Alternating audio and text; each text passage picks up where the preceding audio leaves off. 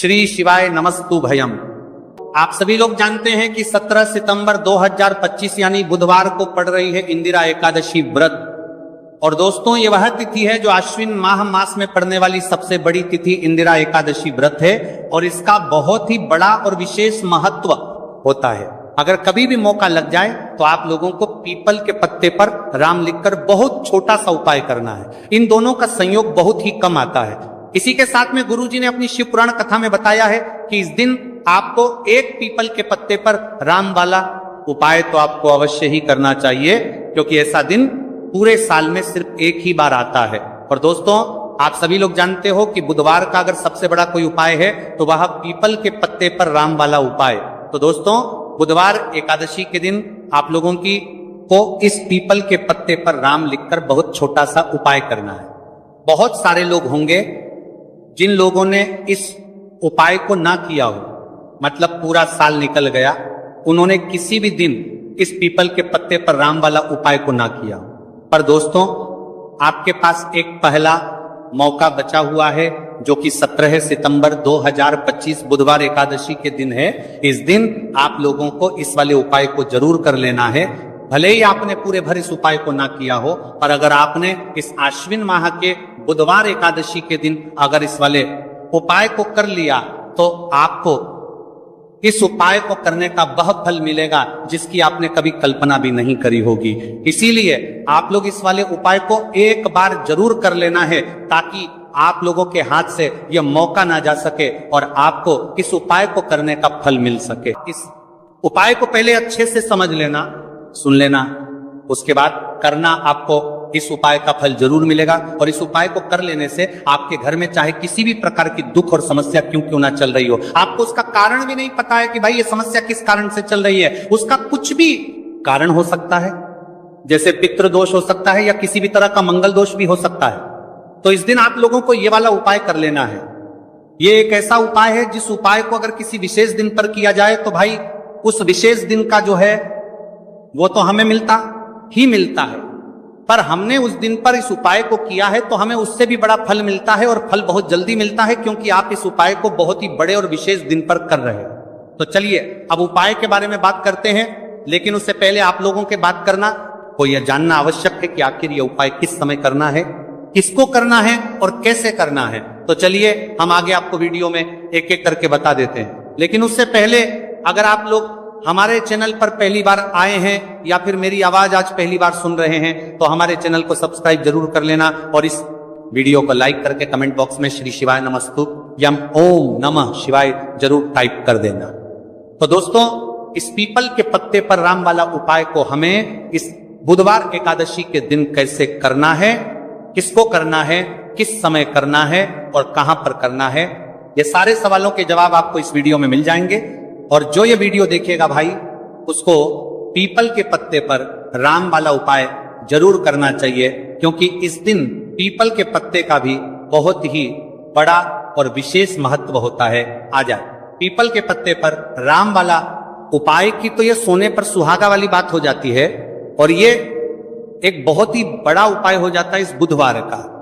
तो अब दोस्तों, इस पीपल के पत्ते पर राम वाला उपाय को आखिर करना किसको है, सबसे पहले हम लोग वो बात जान लेते हैं। तो देखो, घर की जो बड़ी माताएं बहनें होती हैं, उन माताओं बहनों में से कोई भी एक बड़ी माता बहन इस वाले उपाय को कर सकती है। और दोस्तों, अगर आप चाहे तो अपने घर में से सभी सदस्यों को भी इस उपाय को करवा सकते हैं।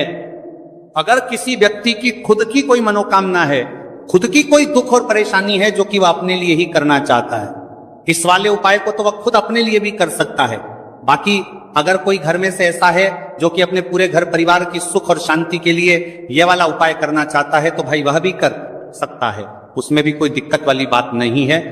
कहने का मतलब यह है कि इस उपाय को हर एक सदस्य भी कर सकता है और पूरे घर परिवार के सदस्य के लिए घर की बड़ी माताओं बहनों में से कोई एक माता बहन भी कर सकती है। माताएं बहनें अगर घर में उपस्थित ना हो या वह ये वाला उपाय ना कर पा रही हो तो फिर घर का कोई बड़ा सदस्य भी इस पीपल के पत्ते पर राम वाला उपाय को कर सकता है, चाहे फिर वह पुरुष ही क्यों ना हो, उसमें कोई भी दिक्कत वाली बात नहीं है।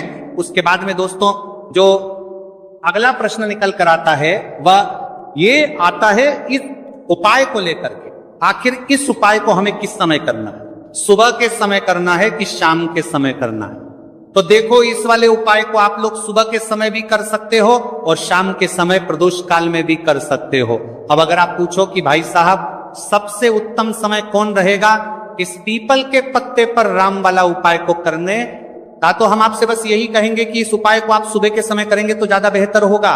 बाकी अगर प्रदोष काल शाम के समय भी करेंगे तो भी अच्छा होगा, उसमें कोई भी दिक्कत वाली बात नहीं है। तो अब दोस्तों, जो अगली सबसे बड़ी और महत्वपूर्ण बात आती है वह ये आती है कि सुबह अगर हम उपाय को करेंगे तो हमें कितने बजे से लेकर कितने बजे तक के बीच में करना है, और शाम के समय प्रदोष काल में करेंगे तो हमें कितने बजे से लेकर कितने बजे के बीच में करना है। तो देखो, सुबह जितनी जल्दी हो सके आप उपाय को करने की कोशिश करना।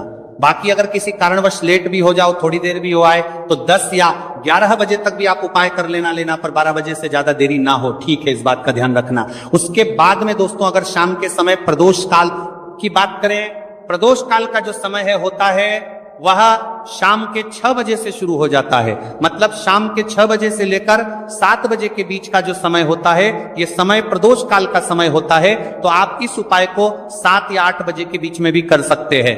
बहुत साथ हो, मतलब शाम के 6 बजे से रात 8 बजे के बीच में आप कभी भी इस वाले उपाय को कर सकते हो, उसमें कोई भी दिक्कत वाली बात नहीं है। हमें किसी भी दिन आपको पीपल के पत्ते पर राम लिखकर बहुत छोटा सा उपाय करना है।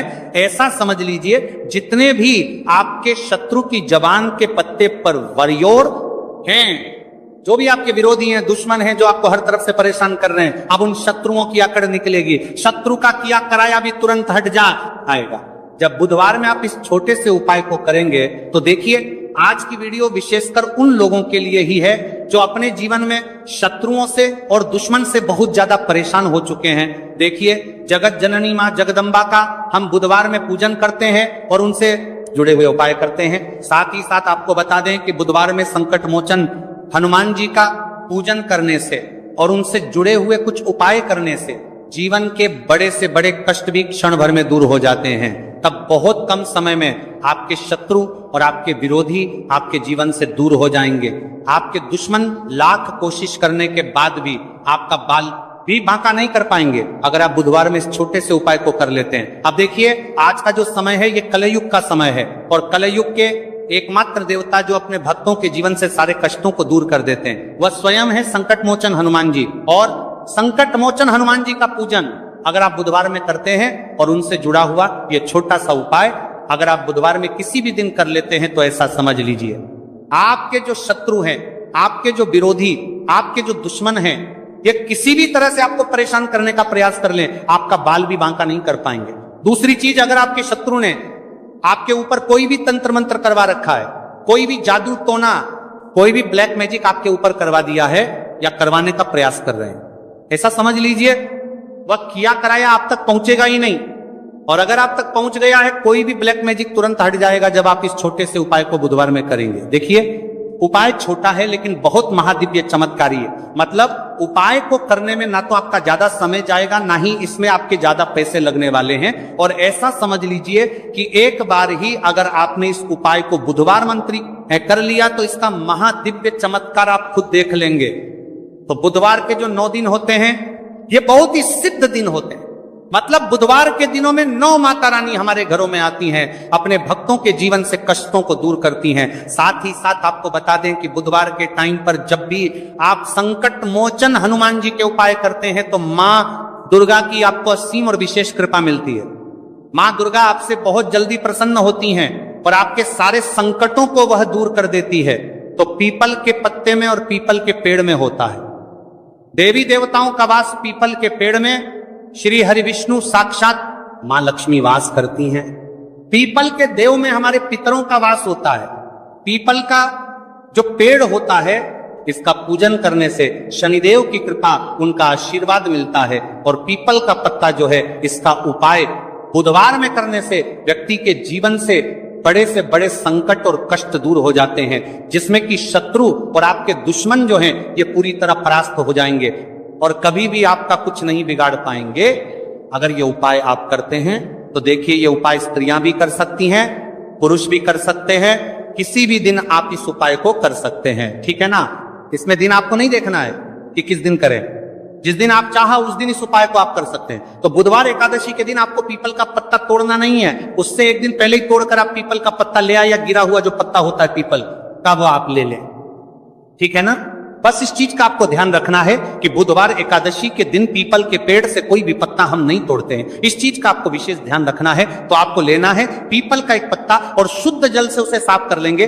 अगर पीपल के पत्ते पर हो तो वह हट जाए, फिर गंगा जल का थोड़ा सा छिड़काव यानी थोड़ी सी छींटे आपको इस पीपल के पत्ते पर मारनी है, और इस पीपल के पत्ते को फिर कपड़े से पोंछकर आपको साफ कर लेना है, बिल्कुल सूखा लेना है। अब आपको लेना है थोड़ा सा सिंदूर, जो केसरिया वाला सिंदूर आता है, जो हम संकट मोचन हनुमान जी को चढ़ाते हैं, वह केसरिया सिंदूर आपको लेना है। थोड़ा सा जल डाल के इसे गीला कर लेंगे और इसी सिंदूर से इस पीपल के पत्ते पर आपको भगवान राम का नाम लिखना है। अब किससे लिखेंगे? माचिस की तीली ले सकते हैं, उससे लिख सकते हैं, किसी भी तरह से आपको भगवान राम का नाम इस पीपल के पत्ते पर लिखना है। लिख लिया, एक आपको चमेली के तेल का या सरसों के तेल का दीपक तैयार करना है, और एक कोई भी आपको लेनी है मिठाई में। यहां पर आप बूंदी का प्रसाद ले सकते हैं, बेसन का लड्डू ले सकते हैं, और अगर आप इमरती ले लेते हैं तो ये और भी उत्तम है। देखिए, इमरती का जो भोग होता है यह संकट मोचन हनुमान जी को बहुत ज्यादा प्रिय है। अब ये सारी चीजें लेकर आपको जाना है संकट मोचन हनुमान जी के मंदिर में। तो देखिए, सबसे पहले आपको संकट मोचन हनुमान जी के सामने यह दीप प्रज्वलित करना है जो आप लेकर के गए हैं। चाहे आपने चमेली के तेल का दीपक तैयार करा है या सरसों के तेल का, सबसे पहले दीपक आप जला देंगे, और दीप जलाने के बाद आपको जो पीपल का पत्ता आप लेकर के गए थे, वह पत्ता आपको संकट मोचन हनुमान जी को अर्पित करना है, वहां चढ़ाना है।